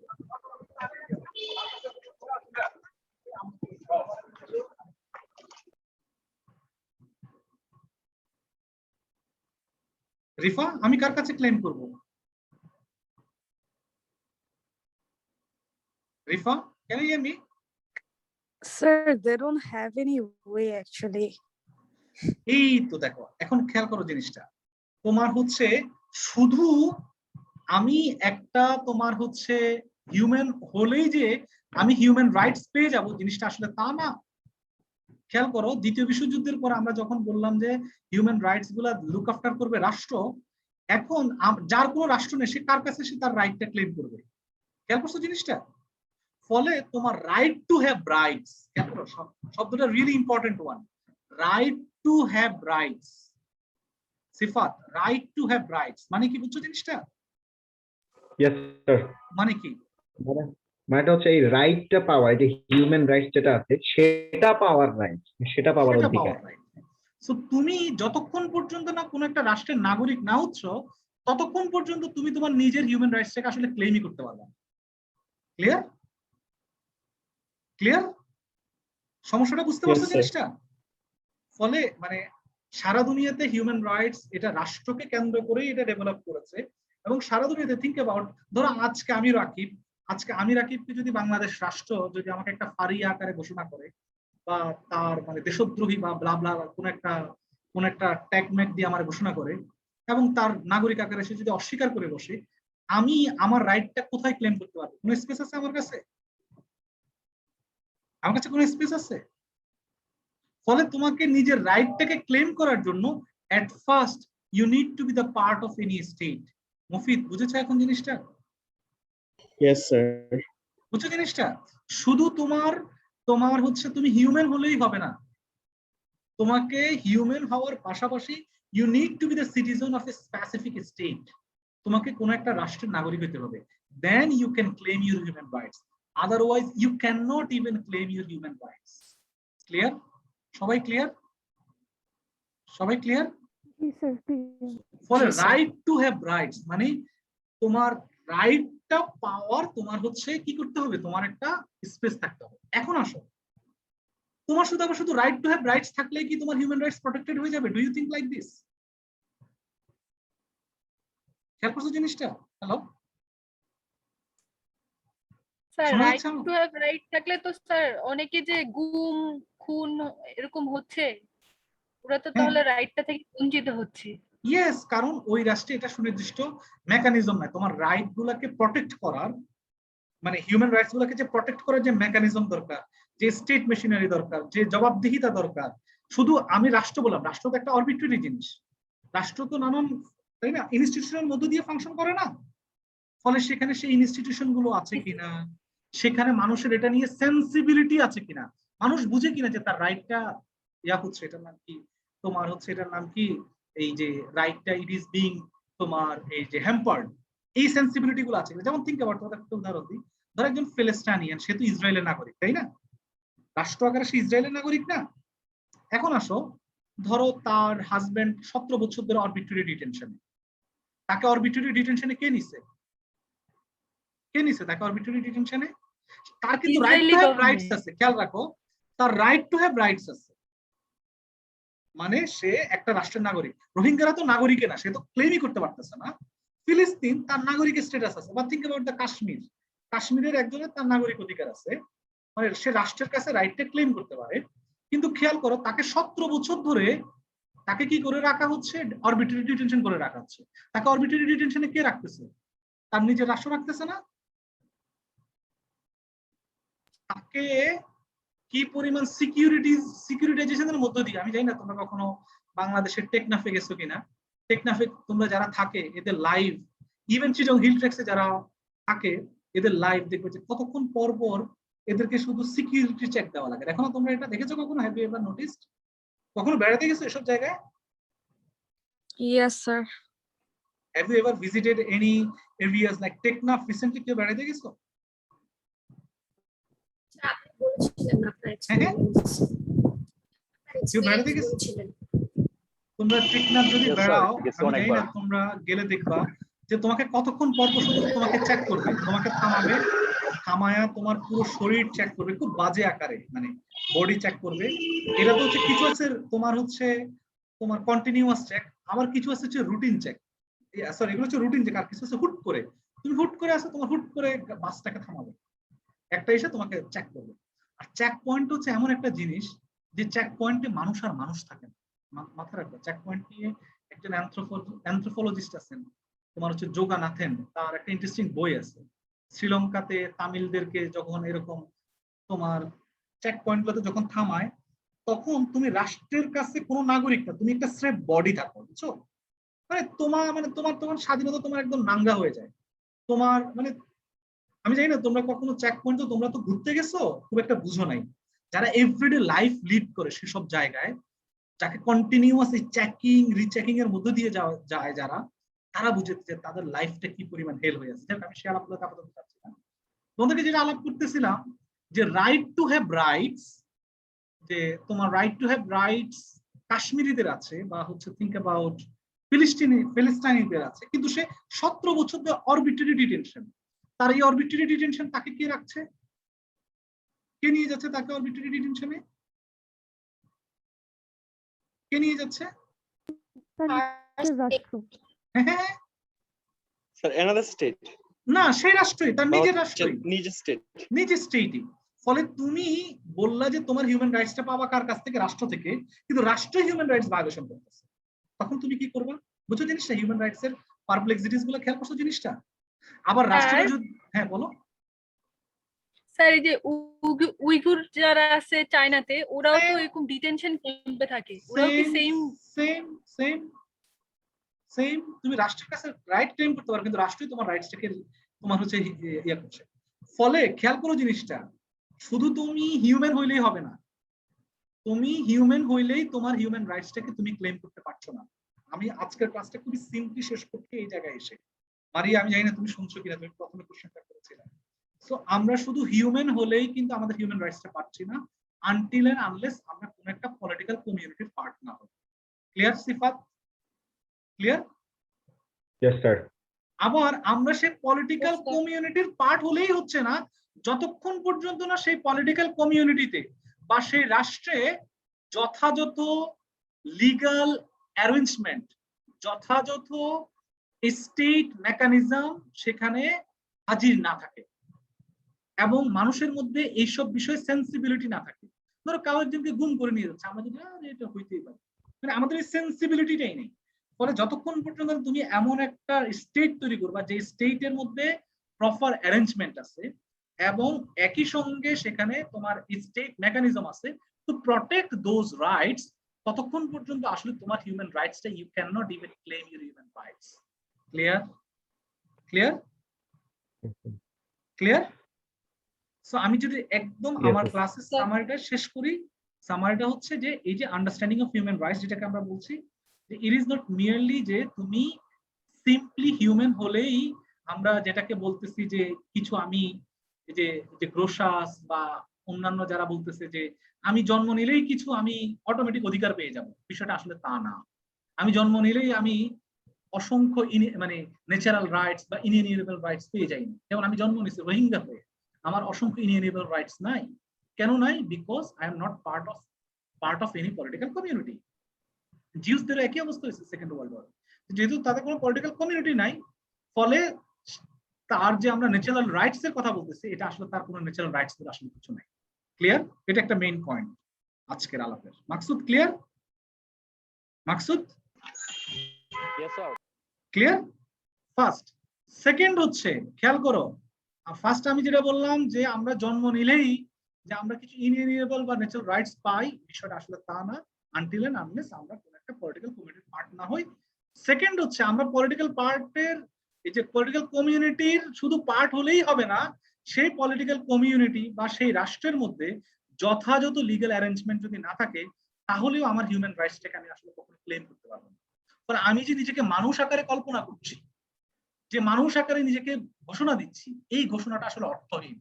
আমার এই হিউম্যান নেসটা, এটাকে হানা আরেন্ট তার লেখায় লিখছেন যে এটা হচ্ছে নেকেডনেস অফ হিউম্যানিটি, মানে আমার এই হিউম্যান নেসটা মানে একটা নেকেডনেস, মানে এখানে এটার যেহেতু একটা কোনো পলিটিক্যাল তোমার হচ্ছে ম্যানিফেস্টেশন নেই, এটার যেহেতু কোনো পলিটিক্যাল চেহারা নাই, ফলে আমার যে লাইফ, আমার যে হিউম্যাননেস, এটা হচ্ছে একটা নেকেড হিউম্যাননেস।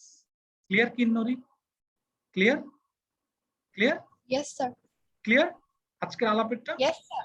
ফলে আমি যদি আসলে হিউম্যান রাইটস এর কথা বলি, আসলেই যদি আমি ন্যাচারাল রাইটস এর কথা বলি, ফলে আমাকে শুধু স্টেট ফরমেশন করলেই হচ্ছে না, এবং শুধু এই স্টেটে লিগ্যাল অ্যারেঞ্জমেন্ট করলেই হচ্ছে না, একই সঙ্গে আমাকে যথাযথ ইনস্টিটিউশন ডেভেলপ করতে হবে। সেই ডেভেলপমেন্টের জন্য আমাকে লড়াই চালিয়ে যেতে হবে, এবং সেই ইনস্টিটিউশনের মধ্যে এরা যথাযথভাবে প্র্যাকটিস হচ্ছে কিনা সেই জিনিসটা আমাদেরকে দেখভাল করতে হবে। যেমন ইসরায়েল রাষ্ট্র, তুমি 17 বছর ধরে তোমার 17 বছর ধরে আরবিট্রারি ডিটেনশনে ফালায় রাখতেছে, তোমাকে 6 দিন 10 দিন ধরে গুম করে রাখছে, তোমাকে নিয়ম হচ্ছে, লিগ্যাল সিস্টেম হচ্ছে যে তোমাকে 24 ঘন্টার মধ্যে থানার মধ্যে নিয়ে আসতে হবে, তাই না মফিদুল? কাউকে যদি গ্রেফতার করে কত ঘন্টার মধ্যে নিয়ে আসতে হবে? 24 ঘন্টা স্যার। তারপর আবার একটা যথাযথ প্রক্রিয়া আছে না, যে কিভাবে কিভাবে গ্রেফতার করতে হবে, তাই না? এটা একটা প্রক্রিয়া আছে, ম্যাজিস্ট্রেটের বিপরীতে ইয়েস স্যার সামনে প্রডিউস করতে হবে। কিন্তু তোমাকে যদি 10 দিন তোমার পিটায়া মাইরা কোথায় রাখছে, এরপরে তোমার হুট করে ম্যাজিস্ট্রেট সামনে বলে যে পাচ্ছি। ফলে শুধু ইনস্টিটিউশন থাকলেই হবে না, যে তোমার পুলিশ ইনস্টিটিউশন আছে, ম্যাজিস্ট্রেশন ইনস্টিটিউশন আছে, তা না, এটা যথাযথ প্র্যাকটিস আছে কিনা সেই জিনিসটাও ইনশিওর করা লাগবে। Until and unless you can not claim your human rights. Clear? Clear? Clear? Sir একটা কোশ্চেন। হ্যাঁ বলো, হ্যাঁ বলো নিসা। স্যার মানে আমাদের মানে সোসাইটিতে যে মাইনরিটিসরাও আছে, ওরাও তো একটা পলিটিক্যাল কমিউনিটির অংশ, তো স্যার ওদের তো রাইটস মানে ভায়োলেট হচ্ছে, তো এটা কি স্যার মানে লিগ্যাল অ্যারেঞ্জমেন্টের অভাবের কারণেই? বাংলাদেশে তো সার্বিকভাবে, বাংলাদেশে তো আমাদের এই জন্যই বলতেছে, আমাদের স্টেট আছে, ওই যে স্টেট যে ঘোষণা দিচ্ছে রাইটস গুলা ক্লেম মানে এনশিওর করবো, আছে না বাংলাদেশে? কিন্তু বাংলাদেশের অভাবটা কি? বাংলাদেশের অভাব হচ্ছে বাংলাদেশে এক হচ্ছে ইনস্টিটিউশন নাই ঠিকঠাক মতো এগুলা দেখভাল করার, দুই হচ্ছে কিছু কিছু ইনস্টিটিউশন যেমন পুলিশ, জুডিশিয়ারি, এগুলো তো আছে, কিন্তু সেখানে একটা যথাযথ অ্যারেঞ্জমেন্ট নাই, প্র্যাকটিস নাই, সেন্সিবিলিটি নাই। খেয়াল করো, প্র্যাকটিস নাই, সেন্সিবিলিটি নাই, যে কাউরে যে 10 দিন ধরে আমি যে গুম করে রাখতেছি, এটা যে একটা মিনিমাম অ্যাকাউন্টেবিলিটি, এই সেন্সিবিলিটি তো নেই। ফেসবুকে আবার তুমি দেখবে যে কতক্ষণ পরে এটা জাস্টিফিকেশন চলে আসবে, আর ওরা তো গুম করছে তো ঠিকই করছে, তো এমন বুঝছো জিনিসটা, ওই সেন্সিবিলিটি তো আমাদের নাই, বুঝেছো জিনিসটা? ক্লিয়ার? স্যার এখানে কিছুটা যোগ করব? Yes please, yes please. যেমন বাংলাদেশের সংবিধানের অনুচ্ছেদ হচ্ছে 35, সেখানে আরবিট্রারি ডিটেনশনের ব্যাপারে সেফগার্ড বলা আছে। তো সেখানে আবার 24 ঘন্টার যে বিষয়টা, কাউকে গুম করলে বা ধরলে 24 ঘন্টার ভিতরে তাকে ম্যাজিস্ট্রেটের সামনে প্রেজেন্ট করতে হবে, এইটা আবার যারা নন সিটিজেন তাদের জন্য গ্রান্টেড না, অনলি ফর দ্য সিটিজেন। যদি কেউ এলিয়েন হয় বা অন্য কোনো একটা কান্ট্রির হয় তাহলে হয়তো 24 ঘন্টা পর যদি নাও হয় তাহলে সমস্যা নেই, তবে 6 মান্থসের ভিতর হচ্ছে তাকে অ্যাডভাইজারি কমিটির কাছে নিয়ে আসতে হবে। তো এই জায়গা থেকে বেসিক্যালি আমরা বুঝতে পারি যে আসলে নন সিটিজেন যারা তাদের জন্য এই রাইটস গুলো আসলে গ্যারান্টেড না। আবার প্রত্যেকটা আর্টিকেলের শুরুতে বলা আছে every citizen shall have this right, every citizen, but সিটিজেনের কথাটাই আছে, মানে সাবজেক্ট আকারে শুধু সিটিজেনই আছে। ওকে, বুঝছো জিনিসটা তোমরা সবাই?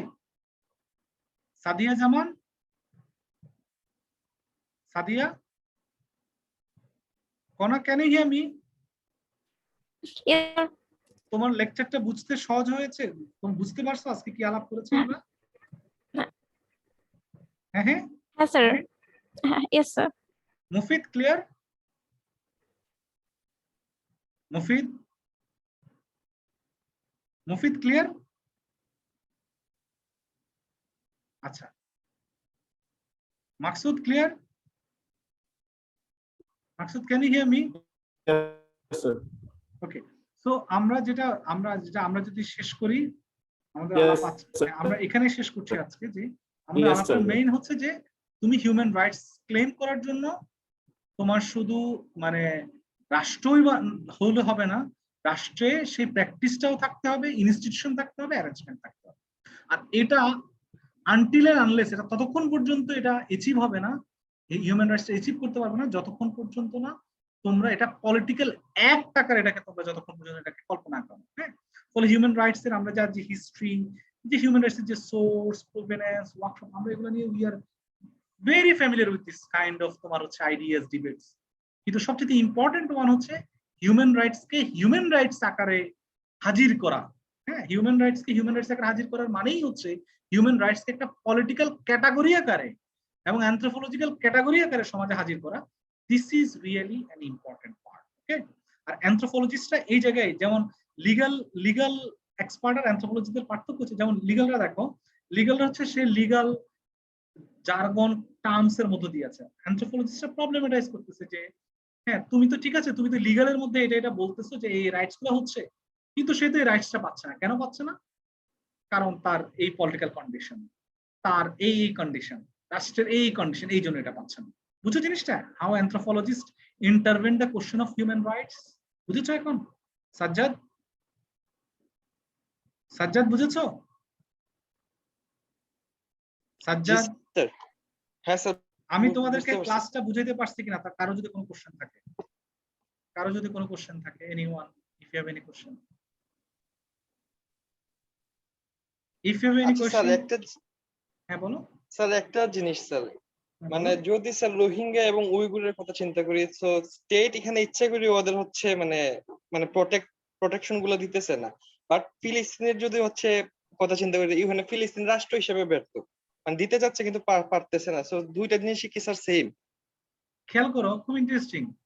তোমার ইসরায়েলে যখন হিউম্যান রাইটস অ্যাক্টিভিজমটা 80 সালের পরে এটা খুবই ভাইব্রেন্ট হয়ে গেছে, অসংখ্য হিউম্যান রাইটস অর্গানাইজেশনের লোকরা যাদেরকে অরবিট্রারি ডিটেনশনে নিয়ে গেছে তাদেরকে রাষ্ট্রের কাছে নিয়ে আসতেছে যে আপনি তো এইভাবে ওদেরকে মানে বিনা বিচারে আটক রাখতে পারেন না। বুঝছো জিনিসটা? সাজ্জাদ, শোনা যাচ্ছে? হ্যালো, ইসরায়েলে কিন্তু অসংখ্য হিউম্যান রাইটস অর্গানাইজেশন আছে, তারা সবাই ইসরায়েল রাষ্ট্রকে বলতেছে যে তোমরা ফিলিস্তিনিদেরকে এটা করতে পারবে না। আমার ইন্টারনেট ঝামেলা হচ্ছে, এখন শোনা যাচ্ছে কিনা জানি না। রাহা, শোনা যাচ্ছে?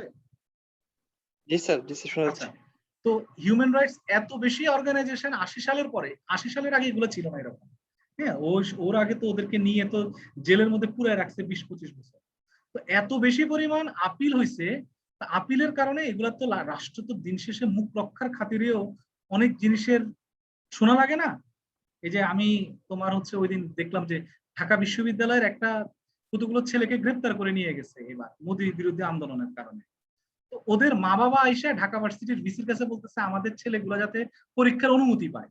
এখন যখন ভিসির কাছে যায়, ভিসি তো ডিরেক্ট না করতে পারে না। বুঝছো জিনিসটা? কিছু মুখ মানে ইনস্টিটিউশনাল মেকানিজম আছে না। শোনা যাচ্ছে আমার কথা? মানে কিছু জিনিসটা তো অলরেডি প্রটেক্টেড। সো এই যে ফিলিস্তিনিরা, তারা তো যেহেতু নাগরিক ইসরায়েল রাষ্ট্রের, ফলে সে তো ইসরায়েল রাষ্ট্র থেকে এই অধিকারগুলো পায়। ফলে দেখা যাচ্ছে কি অসংখ্য আরবিট্রারি ডিটেনশনে যারা ছিল তারা মুক্তি পাচ্ছে। কিন্তু একটা প্রশ্ন এখানে রয়ে গেছে সাজ্জাদ। প্রশ্নটা হচ্ছে, যে রাষ্ট্র নিজেই হচ্ছে একটা অবৈধ কাঠামোর উপর মানে দাঁড়ায় আছে, সেখানে তুমি আসলে কতটুকু প্রোটেকশন পাবে? এটা হচ্ছে সবচেয়ে বড় পারপ্লেক্স, বড় মানে এটাই হচ্ছে বলতেছি যে মানে ইউরোপিয়ানরা মনে করে যে প্যালেস্টাইন কোনো দেশ না, আবার অনেক মুসলিম কান্ট্রি আছে যারা মনে করতেছে যে ইসরায়েল কোনো স্টেট না, মানে প্যালেস্টাইন স্টেট। সো ওই জিনিসটা অনেক কনফিউজিং না? হ্যাঁ, তার কাছে তো এটা খুবই ইন্টারেস্টিং, মানে খুবই ভয়ঙ্কর ডিলেমা। এটাই তো হিউম্যান রাইটস এর বড় ডিলেমার একটা বড় ডিলেমা হচ্ছে যে তুমি এমন একজনের কাছে তোমার রাইটের সুরক্ষা চাচ্ছ যাকে তুমি নিজে বৈধই মনে করো। বুঝছো জিনিসটা? এটাই তো সবচেয়ে বড় সমস্যা। ফিলিস্তিন ইসরায়েলের মানবাধিকারের জায়গা থেকে সবচেয়ে বড়। এটা নিয়ে ফেরুগিরির একটা খুব ইন্টারেস্টিং লেখা আছে, আমরা এটা পরে পড়বো। বুঝছো জিনিসটা? জি স্যার, বুঝতে পারছি। ক্লিয়ার? সবাই ক্লিয়ার? আমি জানি না তোমাদের ক্লাসটা বোরিং লাগছে কিনা। বোরিং লাগছে কিন্নরি? না sir. Sure? Sir. Okay. Taiba clear তুমি?